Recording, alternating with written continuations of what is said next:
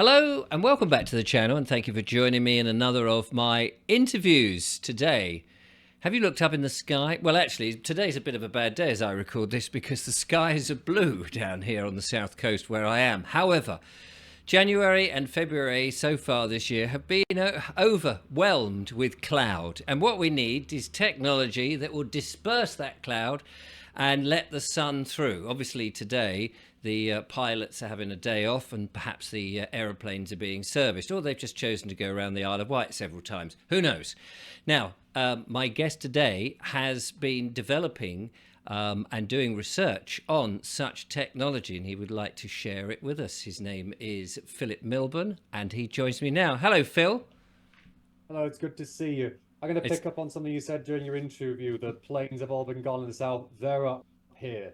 Honestly, They're over with you. Conservatively, when I looked out earlier today, as in about at the time 1.5 hours ago, Yeah. it could have been maybe one, two, three, four, five, seven of the things, a bare minimum. They're all up north. Right. They can't be everywhere all over the place all at once. They probably haven't got enough fleet, but they're doing enough damage to make you feel like they're all over the place. Spraying whatever it is that they spray, a whole concoction of different things from all sorts of different... I mean, it is mind-boggling. However, it is working, and it may cost billions, but they are blocking out the sun as much as many people don't think it's happening. And we do need some technology to fight back against this. And you say that you have got the technology with you, and you're going to demonstrate some of it. Yeah, I've not a live demonstration, I'm afraid, but we've got something similar. Now, I've got with me here a document on the Cloudbuster and its behave yourself and its uses. A lot of people be familiar with cloud, like chemtrails as they are. Shall I give a brief spiel on them, or shall we just take it as read that we all know their dangers? I think that my audience who have been watching me spouting on about chemtrails will know, enough to know that chemtrails exist. There may be a few doubting Thomases out there, but they'll soon learn. All right, I'll spare you the preaching to the choir and skip to the second part. Brilliant. Let me see here. Invented in the middle 1900s by Wilhelm Reich, the Cloudbuster was an expansion on the organometer, which we covered last time. Yes, indeed. At one point in the lab, Reich tried to cure radiation by directing orgone onto it, which backfired. The radioactive energy made everybody in the lab sick. Not good. That's one caveat I want to point out. If you've got one of... Can you see it from there? Well, I've got a little bit of it in view. Here it is, the actual thing. I'll be giving a full tour of it in a moment's time. Right. I'd just like to go over some of the things you should not do, the don'ts of the Cloudbuster. Okay. Don't use it. Don't directly point it at a nuclear plant or something. Don't use it if you're nearest to... Hang on a minute. I just how many people would even be able to point it at a nuclear plant? They might do, I suppose. Well, not many, of course. Just for a reference, do not use it nearest to a power plant, particularly Chernobyl or Fukushima. Yes. But I mean, how far away would you have to be? I mean, we're over here in England, but I mean, I don't know the distance, the range of it, because if I point it vaguely in that direction, is it likely to blow the place up? oh, no. Anything above, say, a little over 30,000 feet would not do the trick. You could point that thing in the direction of Chernobyl from here, you'd be absolutely fine. Fine, yes. I just thought, there'll be somebody who will nitpick and say, oh, well, my house faces Chernobyl on a good day. Anyway, sorry, carry on. Anyhow, I thought I'd get a quick demonstration. I'm just going to get up and give you the ground tour. Jim paying off. Right, so we can see you there with this rather imposing looking... now, it looks to me, because I've plumbed in my heating system some time ago, as if they are copper pipes. That's correct. So round one to you. These are copper pipes. Copper, having the makeup it does, is able to keep the orgone energy, which I'll move into in a second, and keep it inside till it volleys outwards. It's projected by crystals, which can be found in the lower core. It looks quite a heavy piece of kit. Carrier. There we go. Forgive my movements. So you've got, how many of those have you got? Six pipes, yeah. 6 pipes, which are held at presumably a specific distance from each other in a circular fashion in what looks like a plant pot. And I guess it's what's in the plant pot that's It's a pair important. of plastic buckets, Right. and what you'll see here, I can't much point at it, but No. you'll see in there, it's got alternating layers of ferromagnetic and non-ferromagnetic material. In simpler terms, that's inorganic and organic. So you get a layer of resin, then a layer of metallic shaving, some of which you can see on the top. Yeah. Then you get that again, and then a third time. And in the bottom, there'd be a few quartz crystals, which have used to convert the energy inside. Do you feel you can put it down? Yeah. It's obviously quite heavy. Manageable. My neighbour very kindly gave me something to carry it in, so it's not as much of a difficulty to carry. Right. So what we get in the case of the Cloudbuster is in the lowest core, you'd have energy that comes in similar to how the organometer works. So it's the same two-way mirror principle. Energy comes in a negative form. Once inside, it's exposed to quartz crystals, which convert the energy. And then because that's been changed, it's then projected outwards from the Cloudbuster into the sky. It wants to come in when it's in negative mode, but in doing so, it gets turned positive and eventually volleyed. And we found... Yeah, we're just going to say the energy then is coming out, and like a ray, I suppose, is how it will hit the clouds. An array of energy, like a light ray. Yeah, you can only see that under a Carillion camera, but it is visible through other means. I've got something with me here that I think will make for quite a good viewing. So I challenged myself. I thought, let's get the thing out into public eye. Yeah. Get the positioning right here.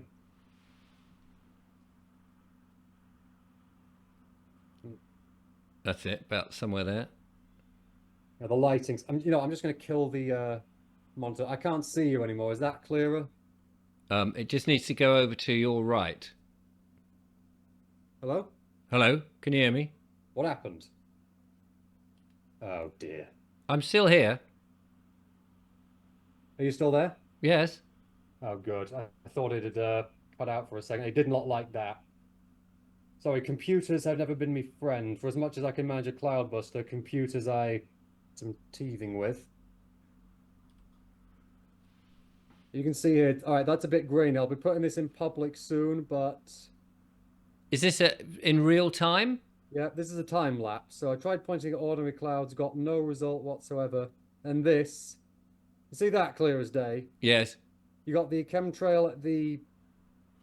This chemtrail part here is still there. The bit that's younger was still there. But because the Cloudbuster was being pointed at the newer part died quicker than its predecessor. Right. And what sort of time period? I mean, you say it was time-lapse. We were seeing that in seconds. So what sort of time was that all that happening in?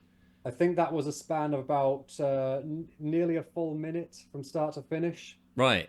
So you're saying that this device that you built there with copper pipes and all those layers of crystals and what have you, you point it up at the cloud and it will clear the cloud? Not cloud. Pointed at ordinary healthy cloud, it doesn't have an effect. But at chemtrails, you have to select things right.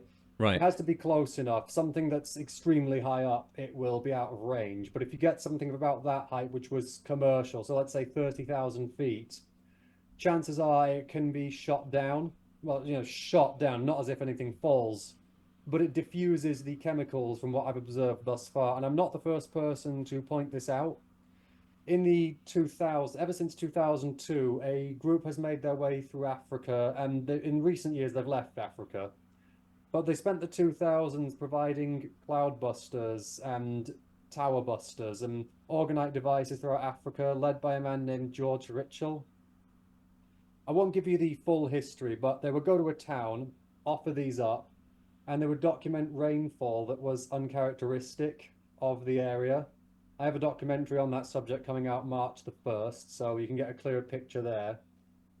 But the Organised Africa team, as they called themselves, they spent the 2000s offering up their devices to the Africans and giving them a better chance at staving off droughts and starvation. And in recent times, they've accepted my involvement, converting what they did into film. On top of that, I had a different, I got another excerpt here that can show a measurable effect. This one will be easier to spot. In this image here, you can see a side-by-side comparison. I'm going to kill the power again.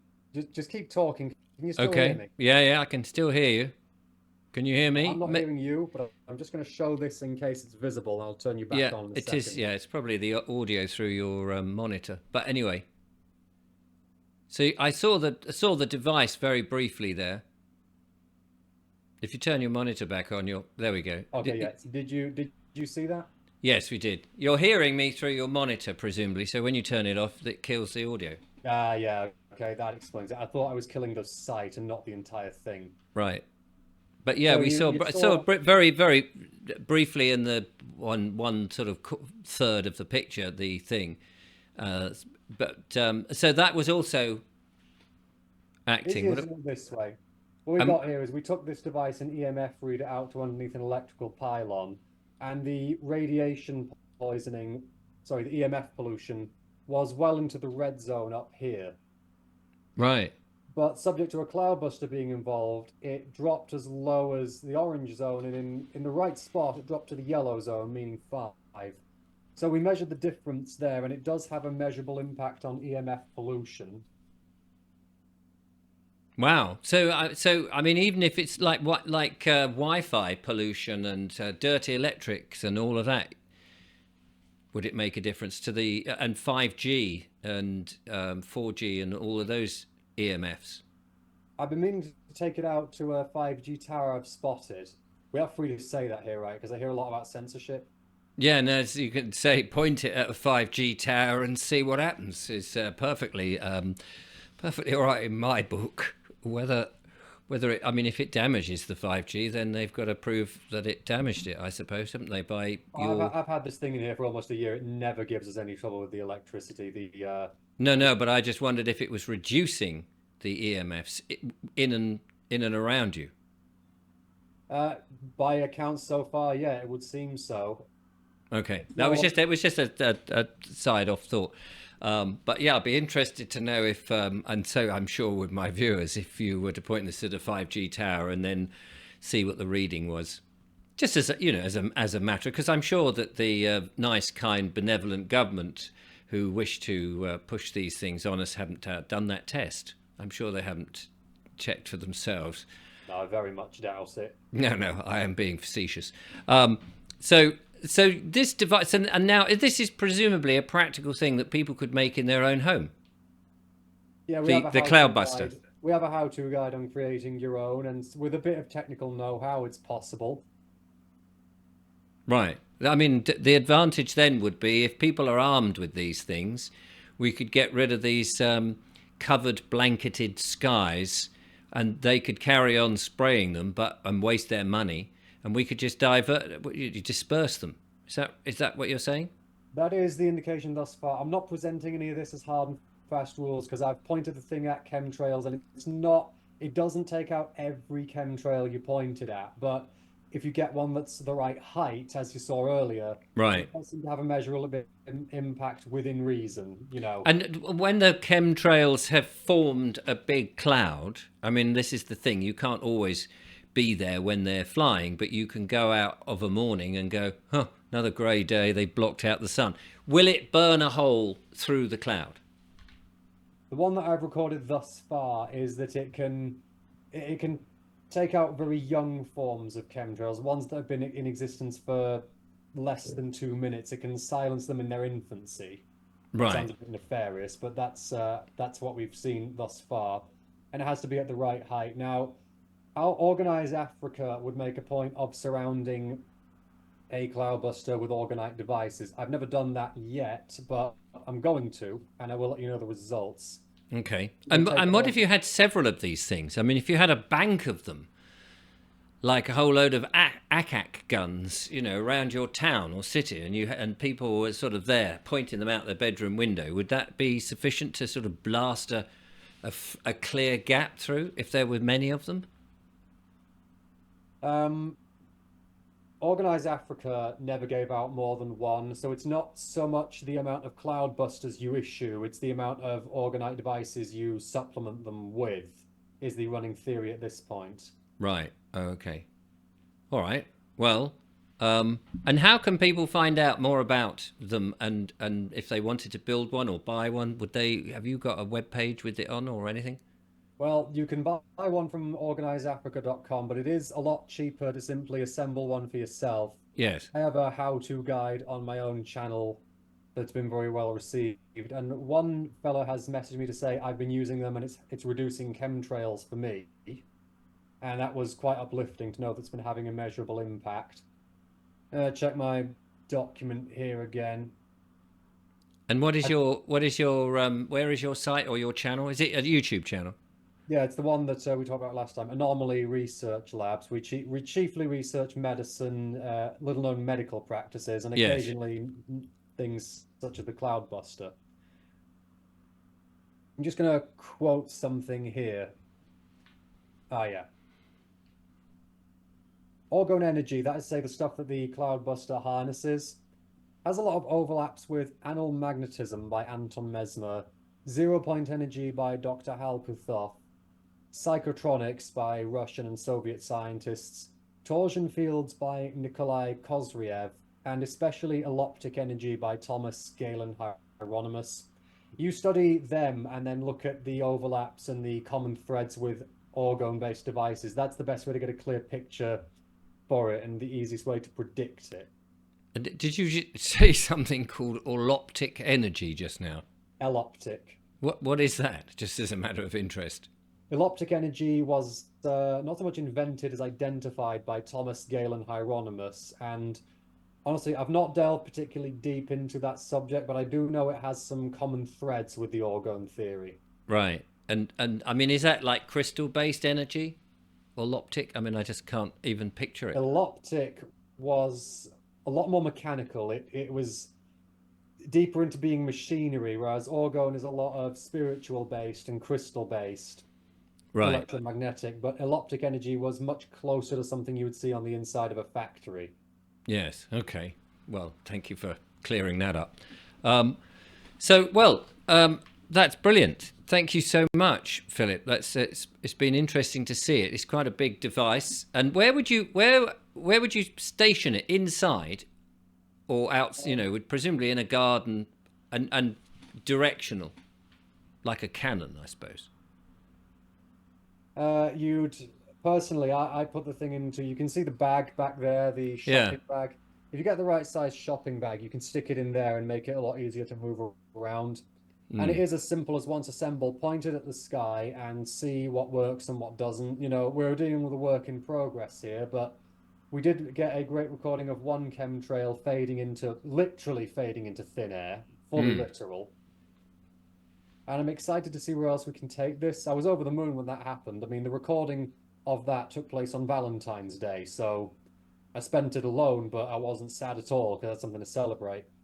Yes, well, quite. That's it. And if we could get more and more of these knocking out the chemtrails, the poor old pilots, I say poor old pilots, I'm sure they're very well paid to go and pollute the planet, must look behind and think, hang on a minute, is there something wrong with wrong with the machinery? I thought Well, I was... I'm not sure if they have wing mirrors on a plane, but No, maybe they don't. I'm making light of it, but they must come back to base and say, well, we did spray the skies, but there's nothing to show for it, because that Philip's been out there with his bloody chemtrail, his cloudbuster, and destroyed it, and all his followers, which would be great. That's what we want, isn't it? yeah. I mean, I say no reason not to. Other ways you can measure the effectiveness of the cloudbuster. Think of it this way: the cloudbuster is essentially an extremely powerful version of the organometer. So anything this thing can do is indicative. Anything one can do is indicative of the other's use. Now, You I don't do know... hear- Sorry, go on. you don't heal from the cloudbuster. I've stood in front of it. You don't feel anything. It doesn't Right. have an effect on the human body. Yes. What you do end up with is, uh, I've not tested this, but if I ever get the chance, I would point it at a lake in Canada or Russia or Finland and see if the freezing pattern is bizarre or atypical of what you'd expect to see on a frozen lake. That would be a good means of identifying it. Right. Well, yes. Could you do it with a glass of water and stick that into the freezer and have a look at the crystal patterns, like Dr. Mocha, whatever his name was. Moto, I think. Yes, that's it, Dr. Yes, We did exactly that. Not with the cloudbuster, but we did with the orgone energy. with the organometer. And Yeah. yeah, it did take on an odd shape. It curved and had some sort of flowery effect, as if something was di diverging. I don't quite know how to describe it. Right. Okay. Well, brilliant. Well, let's hope that people take this on board. And of course, if they've got feedback, they can send it to you and at your channel and share so Oh, that you yeah. can do further research. Well, if you do have any footage of that, please do find me on Discord and send that footage over, and I will put it into I will put it into a montage to help make the point, preferably with a sort of surround to show the time of day. Nothing that could indicate where you were exactly, but just enough to give a bit of context. Yeah, brilliant. All right. Well, thank you very much for sharing that. That's much appreciated. I know that there is. I'm just trying to think of his name now. It's just gone out of my head. The Charles Dowding, the no dig gardener. He has one of those set up in his garden permanently, making a blue sky above it, and he says it works, and that's good enough for me. And so it would be very handy for gardeners who wish to get a little bit of sunshine onto their crops, which is what we're going to need going forward, especially if they're dimming the planet and blocking out the sun. Philip, thank you so much for coming on the channel, being part of it. Two more points to make, because the song Cloud Busting by Kate Bush was actually based on this device. Now, the one was I've it? got is about, what, 15% the size of the thing shown in the video. Does it make any difference if it's bigger? If it's a mass? No, size doesn't matter. I mean, the one we Right. saw in Kate Bush Cloud Busting, everyone knew that was a prop. And Right. that's fine. Also, a good friend of mine is hosting talks on this. Mental Alchemy at the Above Below show can be found via Discord. She's piecing together a channel to help talk about it and make a point of it, and it's very good. Would do wonders to have a look at that. So I believe that covers. I'm just having a quick glance through here. I've talked about that's the full house. Excellent. Well, thank you so much, Philip. So thank you very much, ladies and gentlemen. I mean, thank you very much, Philip. I'm getting very confused. Much appreciated coming on the show and telling us about that.